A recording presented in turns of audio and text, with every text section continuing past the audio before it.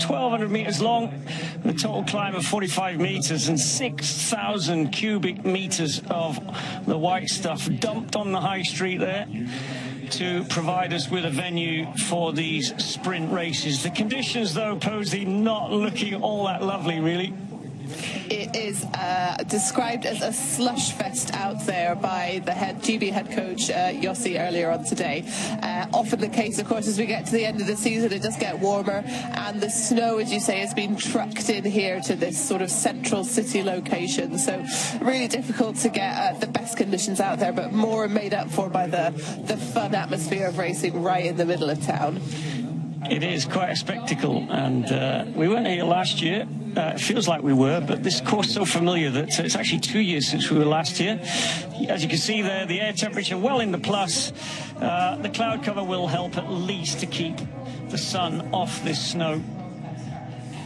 Yeah, so this course here is the same as it is every year. Obviously, there's not too many variations you can do when you're in the middle of the city centre. So the athletes head up from the start.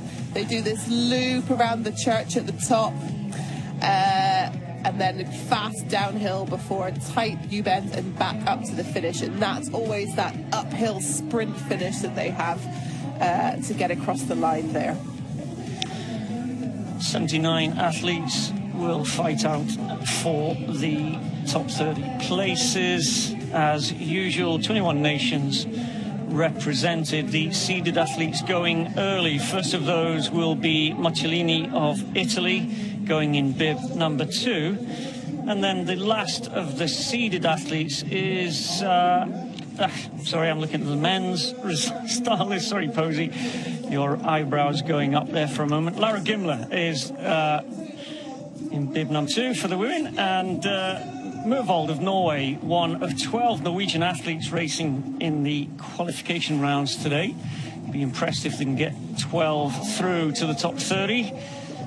You wouldn't put it past the Swedes doing that these days, but not that kind of depth of strength in Norway's women sprinters. Here's the top 5 in the world right now. Sundling, arguably the best sprint in the world, but hasn't done all the races. Neither has Lynn Svan, who is in 6th.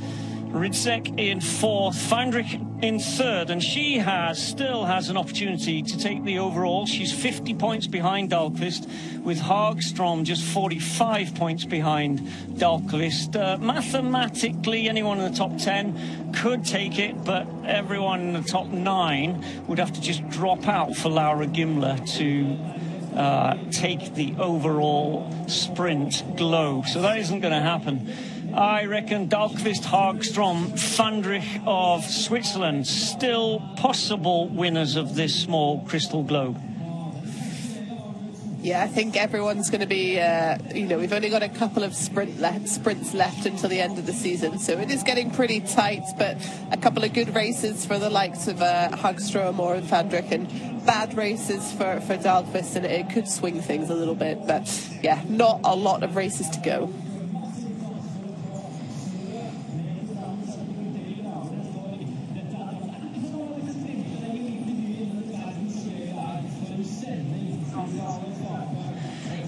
Well, the crowds are finally out here in Drammen. This is technically called the Oslo World Cup. We've got one race here. We're sort of southwest of Oslo. It's about 25 miles from Oslo to here. And Saturday we'll be up just north of Oslo in Holmenkollen for the other end of the spectrum. 250k freestyle races on Saturday morning. First to go, though, in the qualification rounds for the Women's Sprint Classic, Magdalena Schurz, 20th in the Sprint Classic in Goms.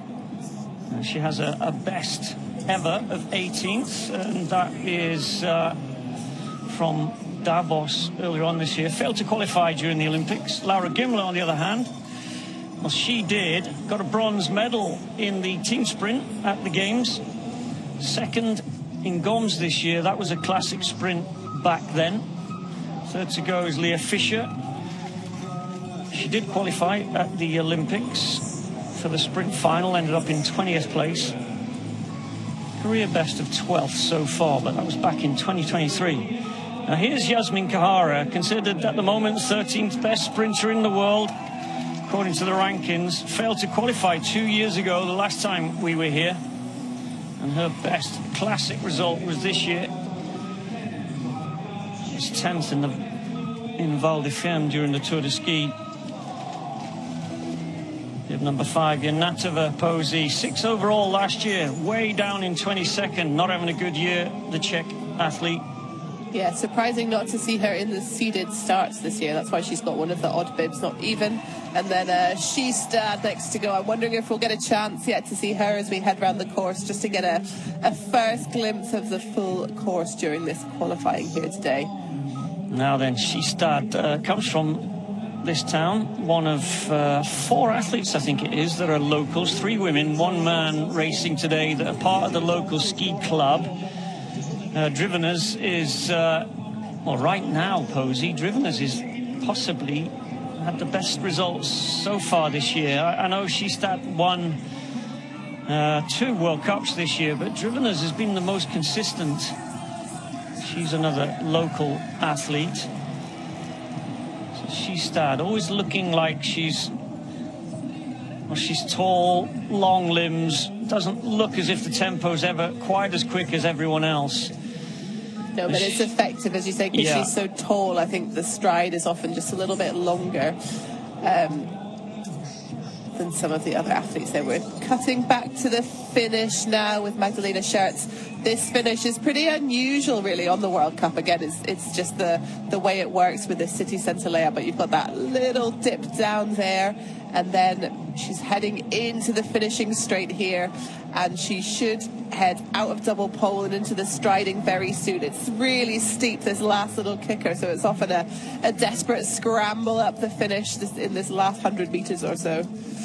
And they've got that little, there's a nasty little bump usually on this course, which just takes you up over this lip, and it's not quite so pronounced as it has been once or twice in the past, which I always thought was a little nasty. No, they flattened that out a little bit. So 2:56 was Scherz's time. Gimler 2:49, I think. Yeah, 2:49. Fastest time 2 years ago, Lynn Svan, 2:46. Conditions there, well, it's warm and the tracks are a little slushy, but they're also possibly quicker than they look. What do you think? Slush fest was the phrase you used. Yes, so. slush fest is what the coaches are describing it as out there. It's pretty soft, and it's going to be, it's only going to get softer as the day goes on. 7 degrees at the moment, so not easy conditions, but they'll be well used to it here. I think that's just sort of part of the course on this course that we're on here. Is Skistad coming now at the 0.6k. She was nearly 2 seconds off the pace, but she's eaten up that margin on Gimler fairly effectively. 2:48. Stenseth of Norway in a blue suit. That's very unhelpful. Representing her home club today. So again, we have 12 starters, as you said, for Norway. Some not on the national team, but there is the sort of extra allocation the home nation gets. So this Drammen and these Norwegian World Cups are some of the hardest to get on the podium, I always think, because they've got those extra Norwegian starters. Yeah. Julie Meir coming in, bib number 9 now. Not far behind, she said. That's good. Definitely a sprinter. Best ever result was in Ruka 15 months ago. That was her 2nd place. Yeah, we haven't seen much of her on the World Cup this year because she struggled with injuries over the summer, but seems to be just at the end of the year finding a little bit of form. Ilar's down in 7th there, so... You can see Lynn Svan now just chasing Katarina Gans. Almost here she is, and she is 2.5 seconds up on Ridsek, who's now was in first place at the halfway point. Oh, that's massive. Wow, that is 6.5 seconds over Skistad. It's big. 2:41, so that's a full 5 seconds quicker than she did it 2 years ago, and doesn't look at all out of breath. Now, British athletes are masters of pretending they're not out of breath. Mike Dixon, absolutely the best at that. Do you think the Swedes pretend that didn't hurt when they crossed the line? Like to psych out their Norwegian opposition, don't they, when they're in Norway? Well, Ridzek faded. She had a good first half and then faded, to be fair, a little. Hagstrom in bib 18 has gone into second place at the 1.6k point. Who else is out there? Jess Diggins is out there now and will be in now. Bib number 16 coming up. Diggins leading the World Cup, leads the overall and the distance class. How is she doing here? Well, 9 seconds down. Well, 2 years ago it was an 8-second gap between first Svan and 30th back then. Who was it? It was Victoria Cole back then, who 8 seconds slower over this course. Yeah, I mean, it's a big gaps, but a lot of this is the fact that Svan at the moment has almost 5 seconds on anyone else in the field. Could change as Hagstrom comes through, but no, she's over 5 seconds back as well. I think we've got Sundling coming in bib number 20, and we know she's the other fast qualifier here. So yeah, she's gone well. I expect she's going to go well here also. Hagstrom, though, dropped 4 seconds in the last half of this course. Here's Sundling, I should say, 2:52. So Svan considerably quicker than so far the three, what we would consider to be the 3 best.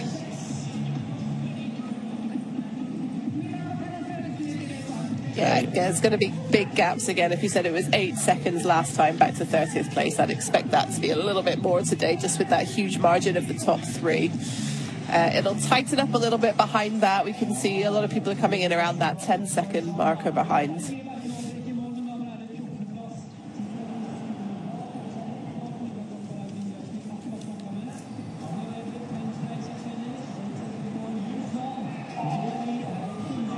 Next in is Monsuno.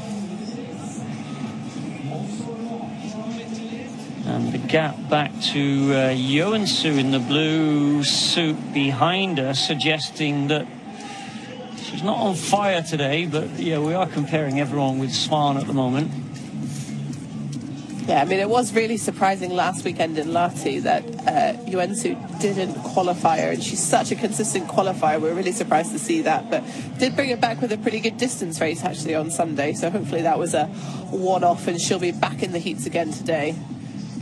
Good from Castle too, going into 7th place there, 7 seconds back. Yeah, the good Fandrich was behind her in 26, but the gap looking fairly substantial back to Fandrich, who struggling to find at the halfway point. 10 seconds down, goes into 16th, just ahead of Joensuu. Martin Tarlo next, and then in the distance, chasing her up the hill, is the World Cup leader in the sprint category, Maja Dahlqvist, who, Dahlqvist, where were you at the halfway point? Wow, she was 5 seconds off there, and that's opened up to 8 and a bit. And Moa Lundgren next.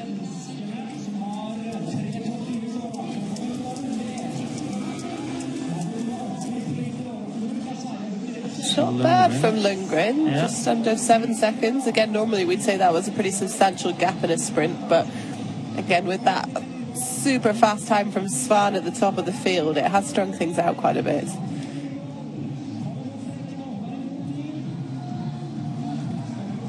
This is Mervold, and Trivener's behind her, another local athlete.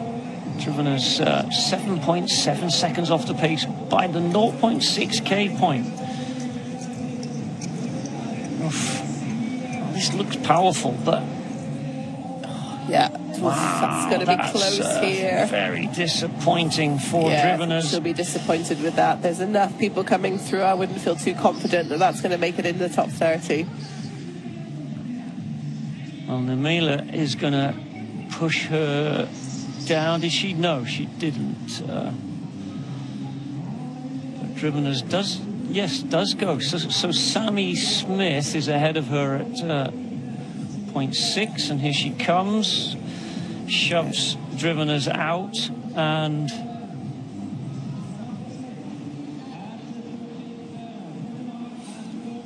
who else have we got coming up?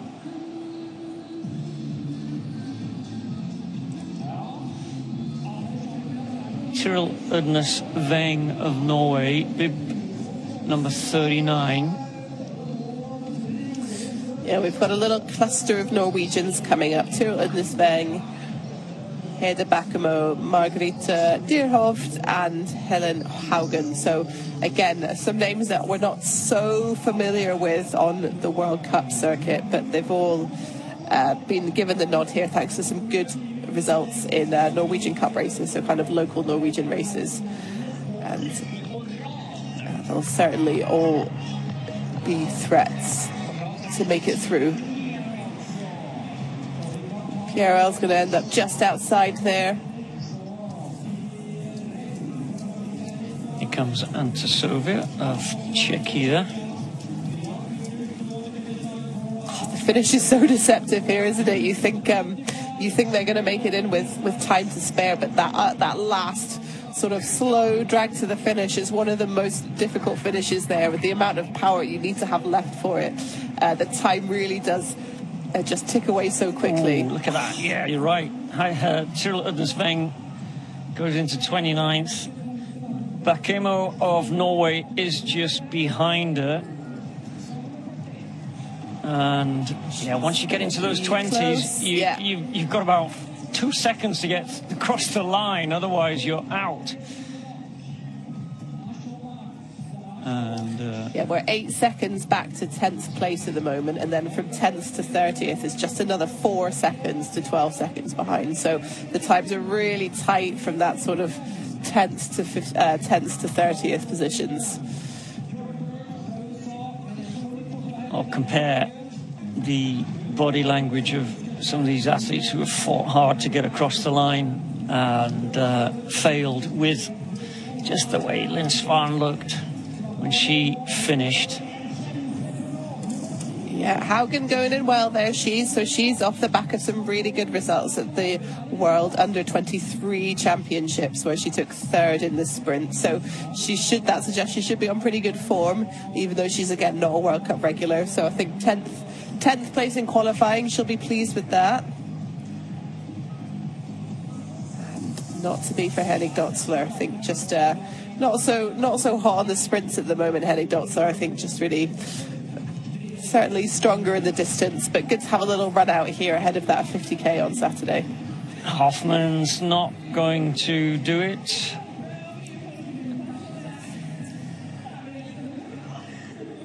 Furstenberg, we can see she's been chased by Rosie Brennan, who 0.6 into this race was 6 seconds down in 28th place.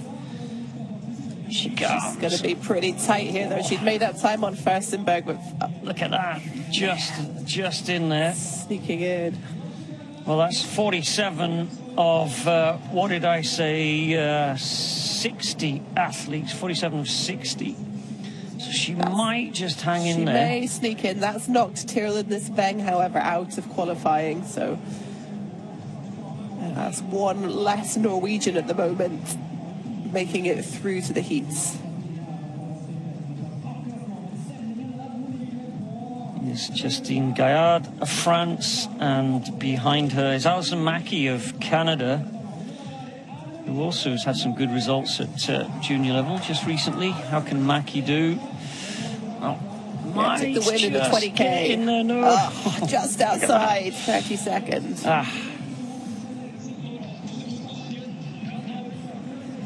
Based on the gap back to Yaklova, I think unlikely she's going to get across the line, and likewise with Heidi Bucher of Austria in 52. Who else is out there that might? I think it's going to be a very long shot for anyone. The only one I would keep half an eye on is actually the very last starter today, Iselin Bjervik-Drivenes, sister of Julie, who's not qualified, but she's coming off a podium at the World Junior Championships and her first ever World Cup today. So, and super young as well, just 20 years old. So, and probably audacious.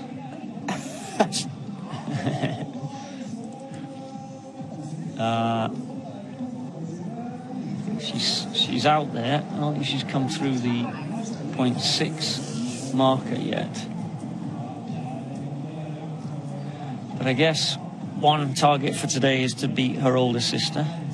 Absolutely, always. Always.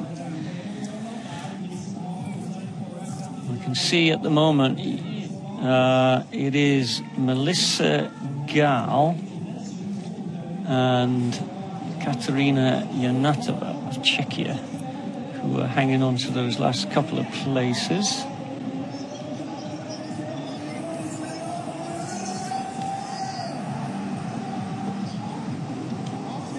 Yeah, the younger Drivenes, Iselin, has gone through halfway in 17th position. So I think she's certainly in with a shout of qualifying as long as she maintains a little bit of energy for this final finishing climb here. We should see her in about 30 seconds. That's Kath Weaver coming through for Canada, 46th, and then just last two skiers out on course now. So Iselin Drivenes of Norway looking like she might just push Yanatova out of that 30th place. Well, you can hear why the crowd are cheering, because they all know her here. This is going to be good enough. Look at that, 22nd. So both Drivenes qualified. No, she's got bragging rights. I think that was a tough day for the older Drivenes, who finished in 36. So. Yeah, well, Mum and Dad will be pleased with younger sister.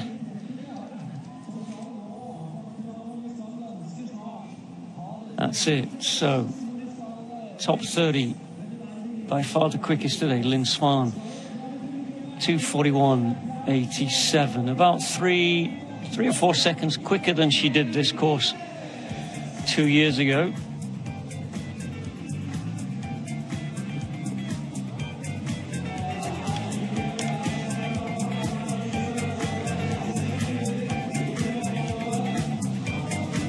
Ridsek in third, looking good. She looked pretty focused warming up earlier on.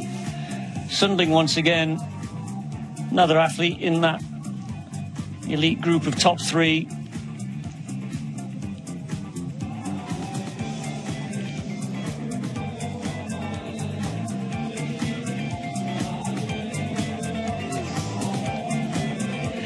And of course Lynn Spahn in bib number 12. Coming through with a time of 2:41.87. Well, the gap 2 years ago, back to 30th, was 8 seconds. Today, it's almost 12. Yeah, 8 seconds today would have got you 11th place. So I think that says a lot about the speed of Svan and Sundling at the top of the leaderboard as much as anything else.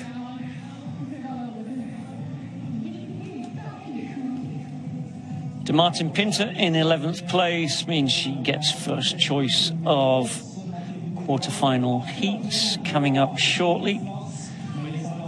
Melissa Gall of France just scraping in.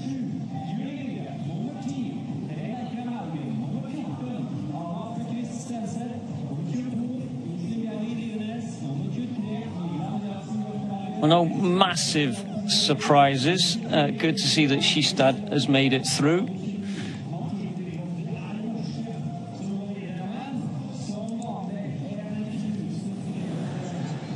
Well, local athlete Christine Skistad is in 5th place today, which is a good sign, actually, given that this is home snow. I reckon Skistad had 3 big items on her list for this year. Obviously the World Cup in Trondheim back in December, the Olympics for sure, And then here being probably the third highlight, maybe even the first as far as she's concerned. She really needs some success here if those three were her big targets for this year, where she wanted to shine. And, you know, and she's taken the win here twice before, so that local advantage is staying through. I think she's, before even skiing it herself, she'll have grown up watching, you know, World Cups here in the past, so she knows how to play this course. I think it maybe plays to her strengths. It's a little bit more tactical compared to some of the other slightly longer sprints that we've had recently, like that Olympic course. So it certainly suits her, and yeah, somewhere she has had good success in the past.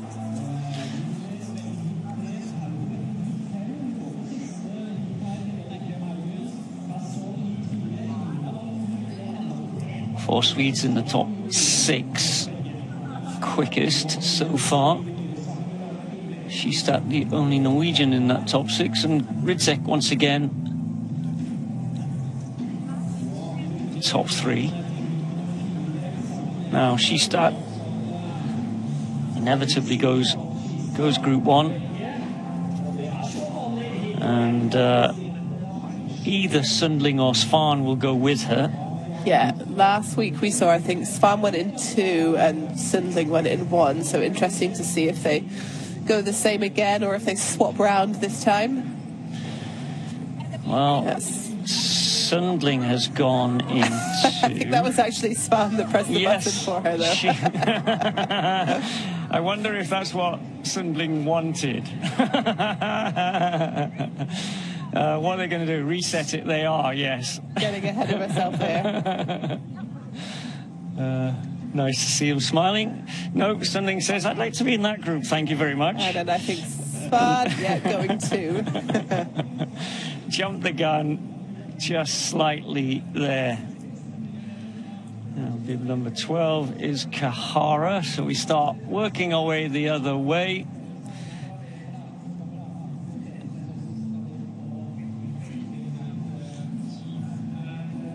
Those first 2 heats are both going to be pretty fast with Sundling and Svan. We know Sundling's tactic for sure is just to push the pace. So she'll be keeping heat 1 nice and speedy.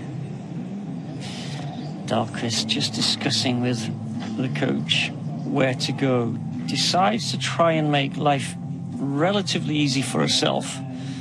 Not hanging around to see what else others do. I wonder if that's just a sign of the anxiety that Dahlqvist is feeling, given that she's leading the Sprint World Cup, but there are so many fast athletes chasing her. Diggins just said Diggins has got in heat 1. That's unusual for her. She's quite often towards the back end, but actually heat 5 is pretty stacked at the moment with Hagström and Dahlqvist both taking that one. So she's obviously decided to bank on the possible speed of heat 1 to get a lucky loser spot if she's not guaranteed to go through the top 2. Fandrik in 4 avoids Weber, her teammate.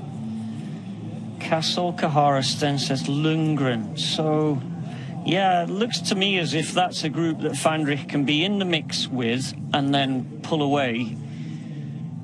Joensuu decides to join Hagström in Heat 5. I think the lack of sunshine is affecting people escaping out of the Finnish enclosure quickly. Driven as her first big race this year. If you exclude the Junior World Championships, she joins Haugen in Heat 5.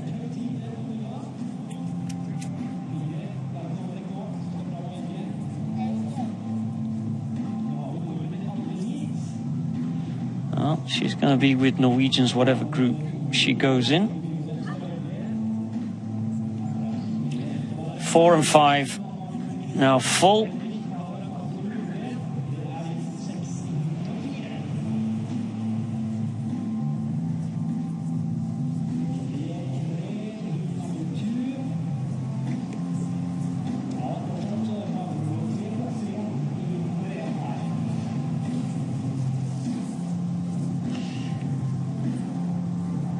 Bit of a gap there as Sari decides what to do. But running out of options, as always, for these last couple of skiers. There's Is Rosie Brennan going to be pushed into Heat 1 with teammate Diggins? I think she might not be. Maybe not. No, she chooses, I think, the better she might option. not be afraid to do that, but no, she's gone with Heat 3. Gone a little bit safer. Melissa Gall is last. There's always a smile from number 30 as they find out what they've been voted into. 29 votes pushing her into Group 30, in Group 1 in bib number 30. There we go. Sundling Skistad once again, digging surprisingly in Heat 1. Svan and Ridzek, the two big names in Heat 2. Hagstrom down in Heat 5. Can she hang on? Hagstrom leading the World Cup, 45 points ahead of Hagstrom. Dahlqvist, I should say, ahead of Hagstrom.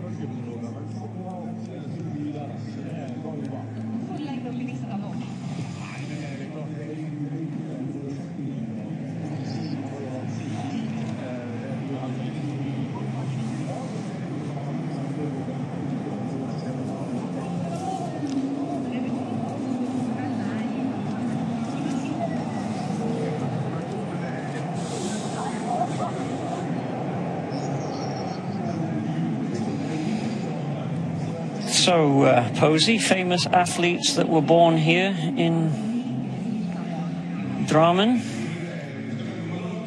Any thoughts? Sounds like a test that I should know the answer to. I'm doing a Patrick. I'm doing a Patrick on you here. Loaded question. Pass. You tell me, and who's the famous athlete born here? Well, actually, possibly the most famous would be Uleana Bjorndalen, born here in 1974. Just up the road, actually, lived in Simonstranda, but born in the hospital here. Left here at 16 to go to Yilo to study a little further north, and now lives in Obertilliak, which is just one of the most lovely places in the world.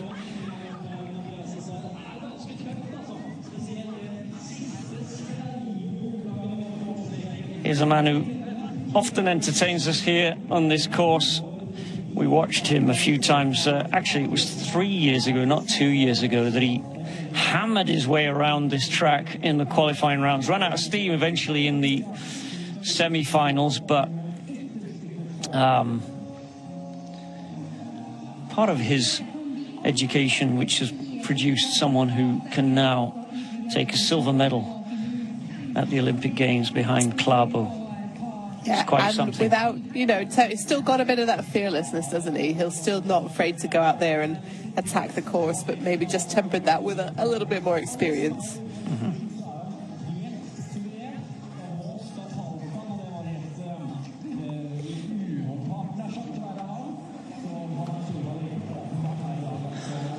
Well, 12 Norwegian men lining up for the qualification rounds of the 79 on the start list.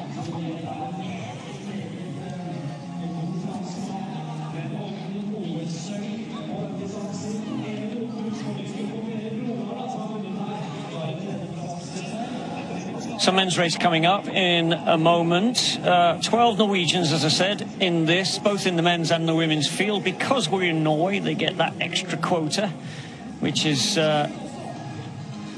great for the developing athletes. A couple of big names missing from the Norwegian team, Posey. Yeah, Oscar Opstad Vika, who took the bronze medal at the Olympics, not racing today. And also Eric Valnes, missing off the start sheet. Vika, I haven't had an update, but he would have expected to clean up at the Under-23 Championships, which was just last week, so not long after the Olympics, but I think had a pretty spectacular crash in the final of the sprints there, finished in 6th, and we haven't seen, so I think he may just still be recovering from that. Just actually got a little bit colder here, confirmation of that. It's gone from 7 degrees down to 6, just as it sort of gets towards evening. It is going to stay pretty slushy here out on the course. So again, what we've just seen for the women, the athletes head out the start gate, straight up the hill. That's round that church at the top. That's where they've got that sort of big U-turn to head straight back down. And then it's another sharp turn at the bottom, a little bump, and then it's up to the finish. And it's that uphill absolute sprint that often is so entertaining to see here when athletes have got to try and leave a little bit in the tank to get up the hill. Possibly the most technical bit is that bottom corner, isn't it? Hit that at speed in the wrong position, you can get thrown out. We've seen a few falls just approaching that over the years. One Brit racing today, James Clooney. He's going to be in bib number 32. There he is. No Andrew Young racing today. Do you know if he's planning to do the 50 in Hong Kong? I believe he is intending to do the 50k. So seeded athletes go first, and the last seeded athlete is Lars Heggen of Norway in bib number 30. He won't have a number on his bib, it'll be all green, representing the leader of the under-23 category. Here's the top 5. Evan Northug of Norway, Pellegrino still in there in the top 4. Shame that Vic is not racing, given that he's in 3rd place currently. Hagen in 2nd, and Klaubo way out in front. The Olympic champion. Well, Oscar Vic had a 2nd place in Trondheim. That was a classic. Considering, if you think back to then, Posey, it was the 5th of December. We left Finland, came across to Trondheim, did a classic sprint. He was 2nd there. Must have been thinking, obviously, he would be very aware that the Olympic sprint race was classic. And so would have been thinking, well, my chances have just improved of making it's so tough though, isn't it, that Norwegian team is, as we talk about it so much, but it is true, that team is so tight that a podium is great, but you've got to have multiple podiums to guarantee yourself those starts.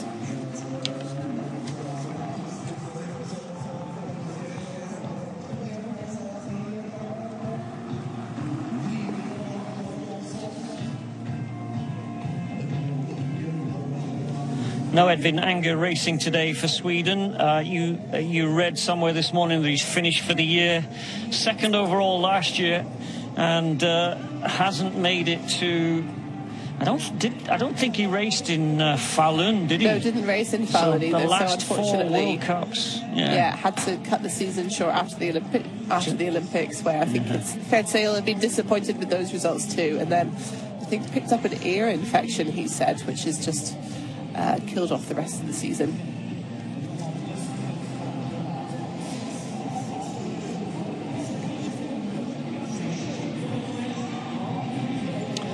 Well, less than a minute to go before the first of the men get out on course. Rain forecast for here later today. Let's hope it holds off until the racing has finished. If it does, then the track may get quicker as the evening creeps in here in Norway. The evening, well, this time of year, certainly midwinter, we will be in the evening by now. It's 2:34 in Norway.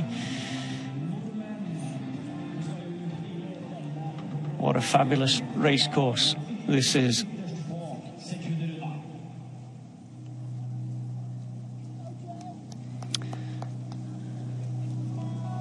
Start gate over to the right. You can see the middle of the track is where the head-to-heads will start, straight up the middle. For now, though, during qualifying, it's over on the right. First to go, Zach Ketterson. He's from Minneapolis, qualified during the Olympics for the sprint final, ended up in 28th. 18th in the Tour de Ski in this event. One top 10 result to his name so far. Mocellini of Italy, seeded 11th overall in the sprint standings. Semi-finalist at the Olympics and 11th on that day.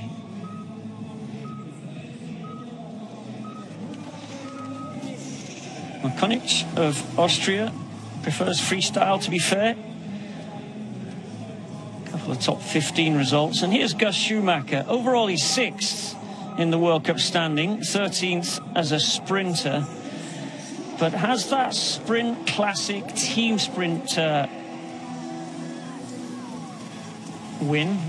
Actually, it was an individual sprint win from Gomes, and a team sprint silver during the Olympics.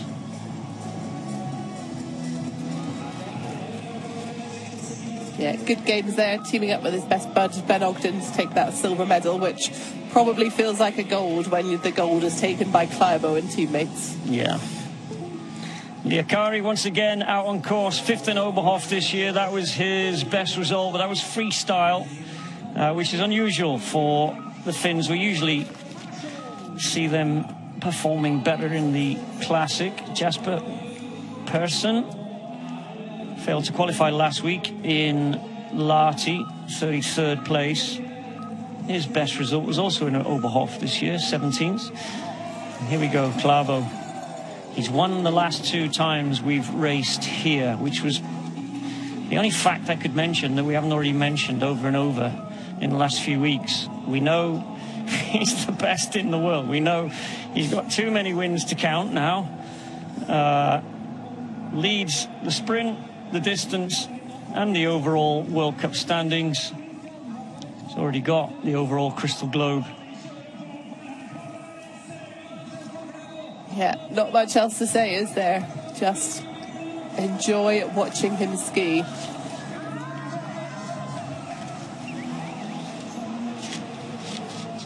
So 2 years ago when we were here, he did this in 2:35.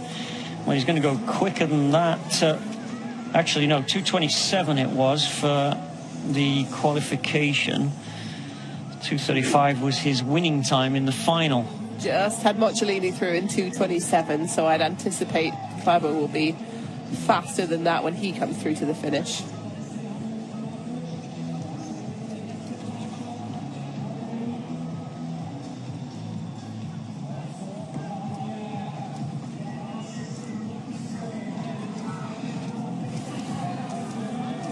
Here comes Schumacher. He's nearly 5 seconds off the pace at 0.6. That's surprising, and he's not lost any time since then. Yeah, so held that together well, though. Managed to pace it well. Wow, relatively. I think 6 seconds back from Mocciolini. He'll still be a little disappointed with that. Because Klæbo may well take 4 or 5 seconds off Mocciolini, you would have thought. It's going to be good from Liakari. Liakari often is a fast qualifier. I think he's just finding his way still in the heats. Hasn't made it through to the semi-finals as yet. So just got to work out those tactics and how to manage that pure speed that he obviously has. He looks older than he is, but I think he's only 24. I think it's because when you live in Finland, your face withers earlier. You know, the weathers, let's call it, it gets weathered. Here comes Klæbo now. Well, he's not massively ahead. I thought he would have a bigger gap to Mocciolini at that point. 24. I think just trying to do what he needs to get through here, isn't he? You know, yeah. It is tight in these qualifiers, so you can't risk easing off too much. But Klæbo, I think he's said quite a few times he is tired. He's raced almost every single World Cup. We've seen him more than anyone. Every single race of the Olympics, and he said he's almost not training at all between racing. He's racing, recovering, racing, recovering, just trying to get to the end of the season and stay healthy. Chapaz comes through in 3rd. Mocciolini hanging on to that good time at the moment in 2nd place. Yuri Tuz. It's going to be pretty good as well. Another one of the younger athletes out there. Now, Oliver Milback a good resume of Sweden is he's in bib 13, so just behind. You can see him now. Has he gone double poling again, Milback? We'll see in a second. This is a steeper hill than it looks, and it's much longer than it looks because the camera really foreshortens it. What do you think? Was that all double poling? Can he really get around the top behind the church without having any kick-whacks? Anton Grahn looking strong. Well, it's further than it looks. The camera track coming along. He goes into 7th. Milbach in joint 2nd with Mucciolini, exactly the same time.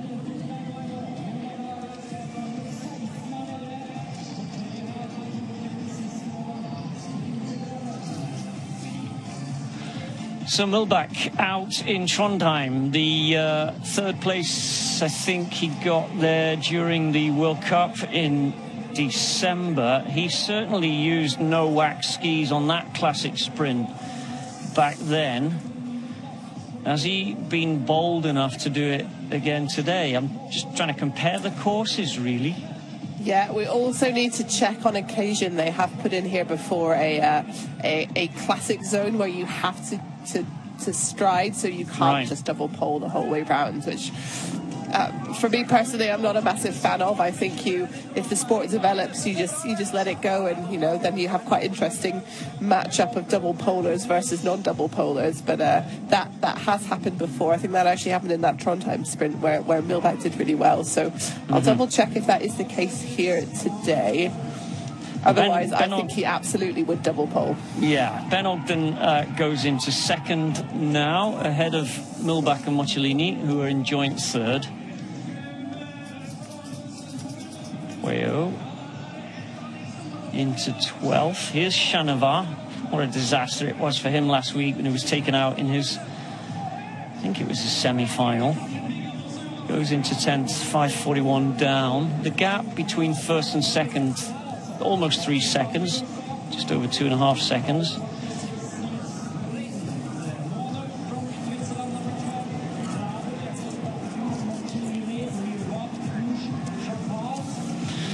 Here's Lauri Vuorinen.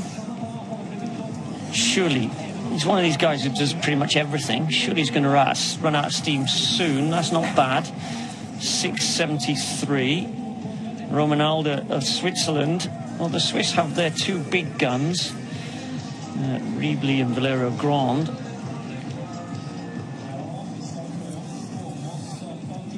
They're not a lot older than Romanalda, but they're sort of leading the way. Here comes Evanson.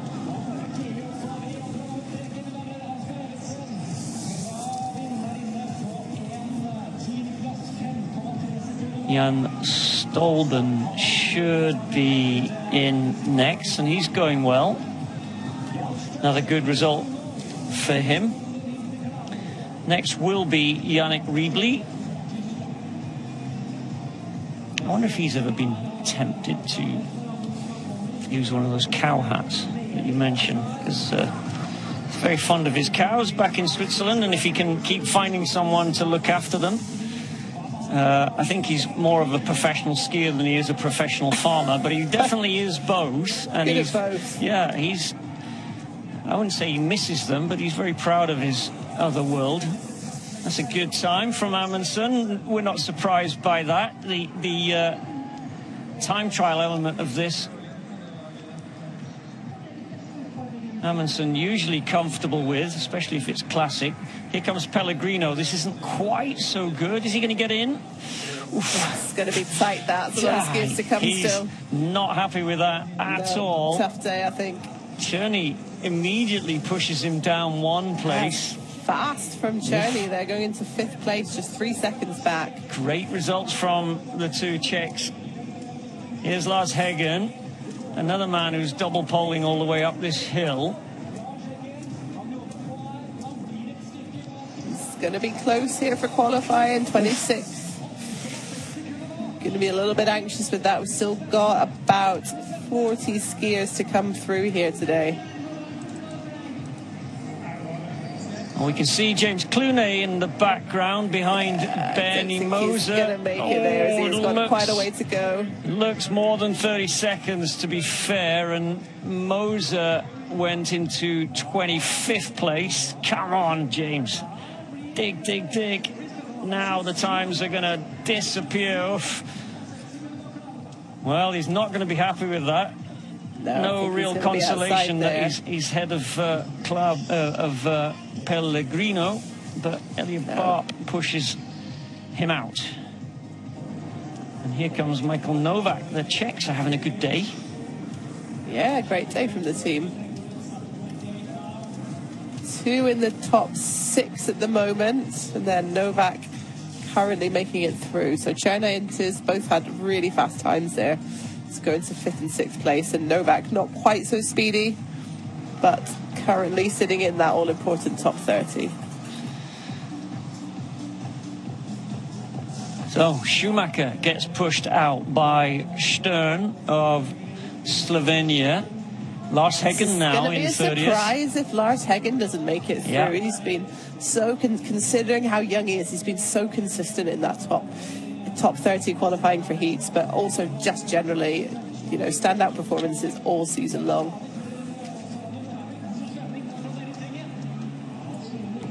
Harala has pushed him out. No, he hasn't. I was too hasty with darn with the timings here.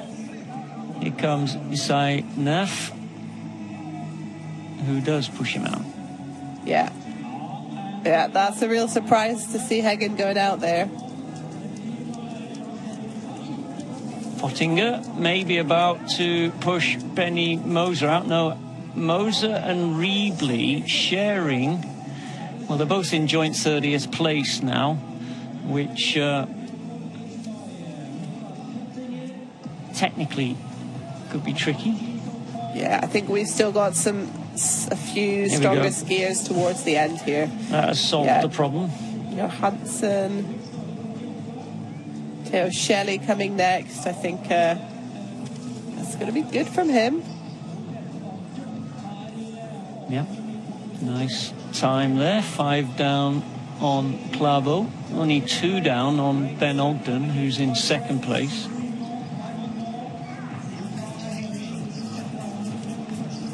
Simon Muir of Norway, 2, 4, 6 more Norwegians. 6 Norwegians, exactly what I was going to say. 6 Norwegians to come. We both had the same thought.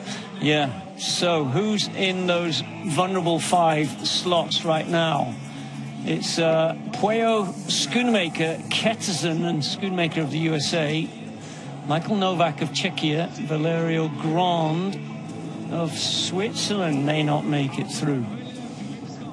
Given that we're only on bib number 44, strong possibility that he won't. Here comes one of those Norwegians now. Here's the first one. There we go. For now, he's in.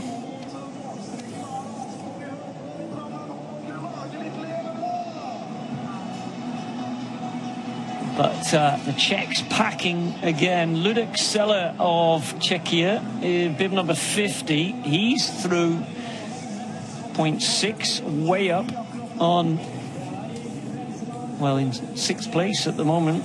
Marcus Gratt qualifies into 16th. Skari next.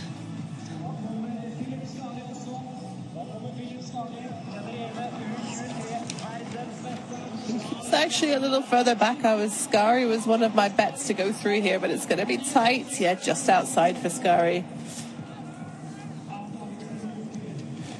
Son of the famous Bente Skari, but I think he's got a little way to go till he's living up to his mum's reputation. Oh, McKeever just in. inside. Now here's Seller, and this is very good. He's looking a little laboured now, but should get across the line inside the time he does. The Czechs, they're doing well. Let's see, they've got 1,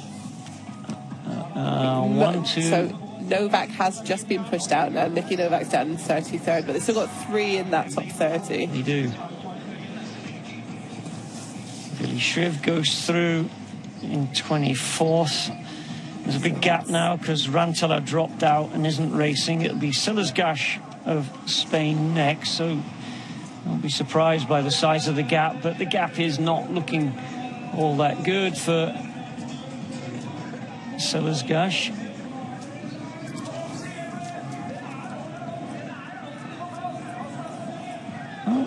That's not bad.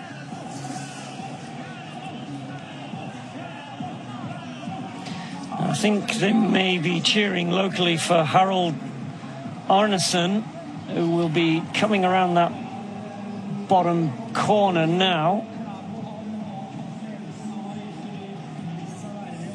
Number 56.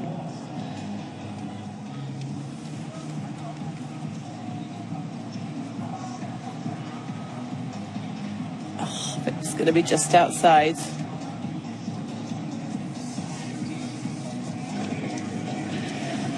Here comes Arneson. And that is good enough.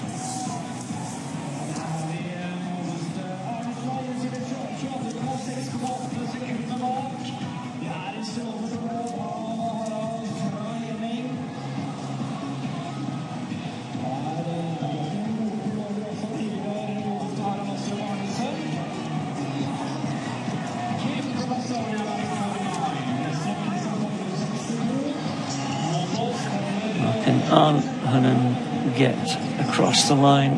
No. I think that last, there must be about 15 athletes in those last 4 meters, so to speak. Camille Berry. Again, yeah, you think they're going to make it in that last little kicker at the top of the hill. Just takes a few seconds to get over and is putting some skiers just outside.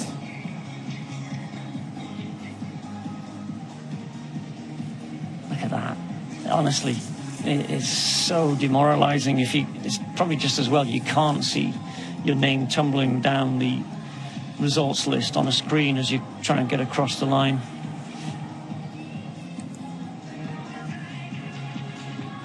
Kollerud of Norway is next, another local man, Kollerud from Konnerud Ski Club. And that is exceptional. Look at that. Yeah, great from him.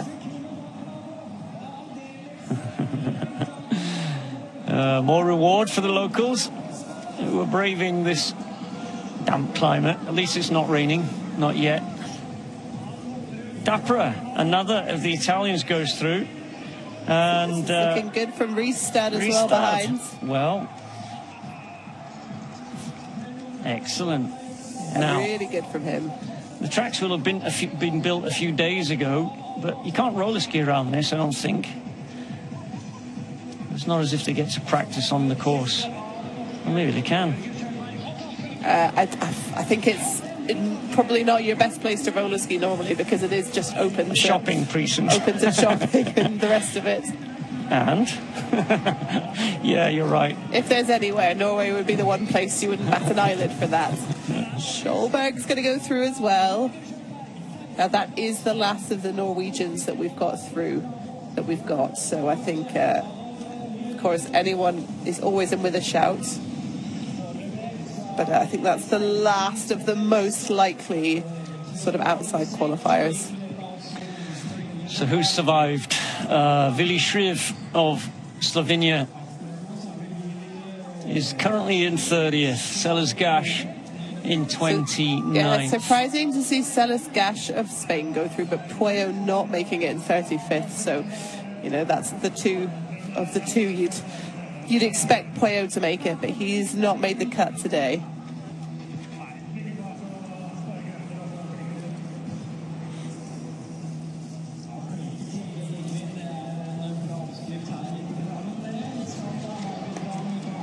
Ten more athletes to cross the line. It's pretty tight here compared to the women's, particularly. 7 seconds is the gap from 1st to 30th. And considering Klæbo's got 2.5 seconds over Ben Ogden, it's the rest of the field are essentially 2nd to 30th within 5 seconds of each other. So I'm wondering if that actually makes them all feel fairly encouraged, because, you know, they're all within 5 seconds of one another. Yeah, it's pretty open there behind Klæbo. Well, probably the biggest news is that Lars Heggen way down way in out. 50th. My word. That's unusual. Yeah. Ian, I have to say, Bib 74 coming up. Possibly my favourite name of any World Cup athlete we've had so far.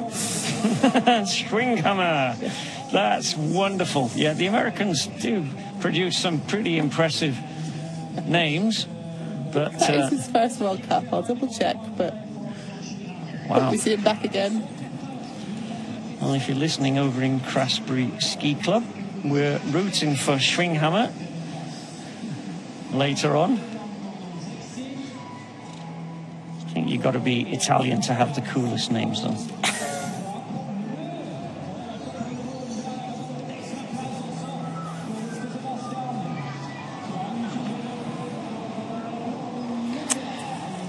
So Kildeba is also in Connerud Ski Club, which is the local one. So he's Colombia by way of Drammen, I think. All right. Here's Sevi de Campo. Andrestad, Sebastian Andrestad of Chile. Yeah. Scandinavian overtones in the name.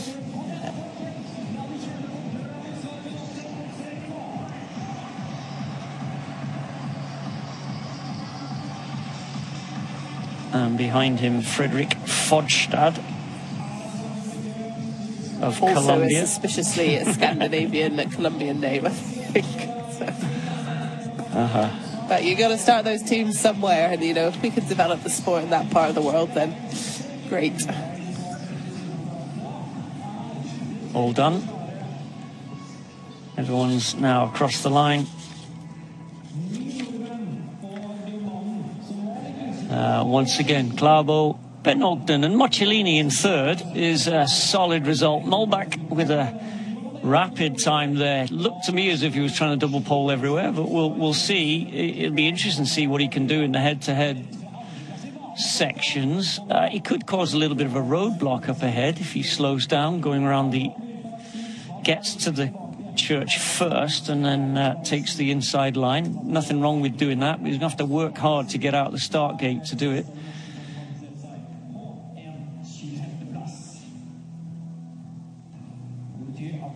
So a couple of big names, really surprised to see not going through. Biggest of all, hasn't even come up on the results here yet, but Lars Heggen down in 52nd and Federico Pellegrino in 60th. That's two people with really surprised to see that far down the results. Yeah, we didn't see Heggen's body language when he crossed the line, but Pellegrino looked pretty disgusted and disappointed with his result.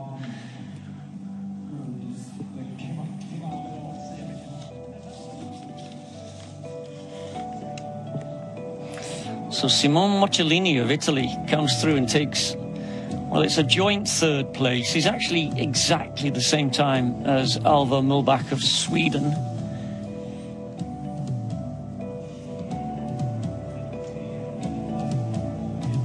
Ogden will have fond memories of thrashing about up and down this hill on the high street here in Drammen in years gone by, and he's on better form. He's learned since the last time he was here. He's been much more successful. He comes to this race as an Olympic silver medalist, with just this man ahead of him out in northern Italy a month ago.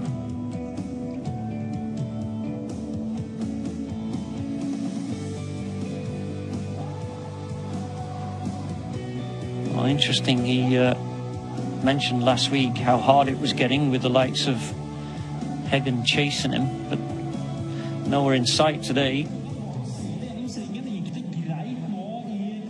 No Oskovic, no Lars Heggen. Looks like his biggest challenge right now is going to come from, well, like the likes of Ben Ogden and Mocellini, Mulbach possibly of Sweden, and then a handful of Czech athletes who've really shone today. Yeah, and still plenty of Norwegians who have made it through, but a lot of them are not those big names we're used to seeing. So, of course, Klæbo up there in the front, and Amundsen in 14th. But other than that, we have Kollerud in 6th, and Ristad in 12th, and we know they're good skiers. They're from Norway, of course they are, but they are not World Cup regulars by any means. So a little bit of an unknown quantity, I think, going into the heats just now. What are your thoughts on Evan Northug today? It's interesting. Funnily enough, I was really surprised when he came up as fifth in the sprint standings, because it feels like we haven't seen that much of him this year. I think so. Maybe feels like he has a little bit of something to prove. It's consistency, isn't it? You know, he's not fabulous very often, but he's usually reasonably good. He'll go ahead of Pellegrino today. He already is, I think, by virtue of qualifying, with Pellegrino not qualifying. So that will move him currently into 4th place. Chapaz is in 6th, so depending on what he does today, they could be battling out for those slots. And don't forget, Oscar Vick is not here, so Norton could go into 3rd place overall today. And if he had a really good race and does well next week, he could shove Lars Hagen out of 2nd. But I mean, yeah, all to play for. Technically, it could happen. No one's going to get ahead of Klæbo, though. Nope. Now the Czechs focus today. Yuri Tus goes into 4th with Chapaz. Collerud next. Great result from him today. Here comes Milbach. Amazing. He's sprinting around Drammen High Street this week. Last week he was it a week ago? He was 3rd, yes, maybe? Second in the Vasaloppet, so he's gone 90k down to 1.2k. Yeah. Wow. He can do it all. Can you do the Vasaloppet on no wax? It's a tough hill. There's a tough hill in the first sort of 5th of that race that you'd really struggle. You'd probably lose the pack, I reckon. So maybe he, although I wonder if he's got the ability to wax his skis in such a way so that they're stripped of kick wax by the time he gets halfway. Amundsen in 14 today goes into heat 4. Just to say, nice to see Anton Gran going for heat number 1 there. Often a lot of hesitation over sharing that first heat with Klæbo, but a couple have gone for it, and I guess we don't have, some of the regular heat 1 attendees. In skate we'll see the likes of Shanavar, who's actually not racing today. It's another one not racing. He's not here, and then in classic it's so often Valnes, who's also not racing. So it does leave heat 1 a little bit more open behind Klæbo than we'll often see. Shanavar, what's he going to do? One again? Back, sorry, I said he wasn't here. Shanavar? Yeah, he's gone Group 5. Yeah, it's classic. I think he's not so strong as he, and I feel like he's maybe lacking a bit of confidence at the moment. Marcus Grat in 4.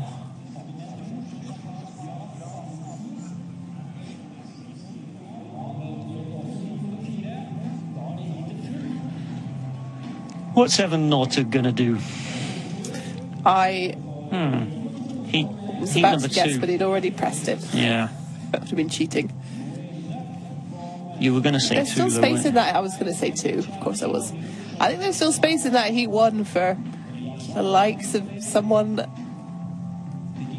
else who's not afraid to have a go. I think that's pretty open behind Klæbo. Go on forward in. Arnesen of Norway. Well, it's an opportunity to race with Klæbo, to some degree against him, but no.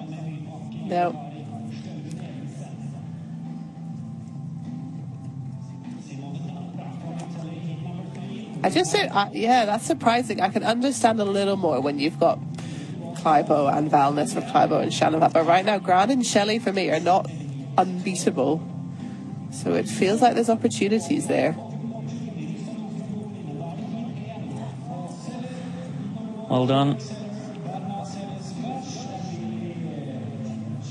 And Billy Shriv, the last place available.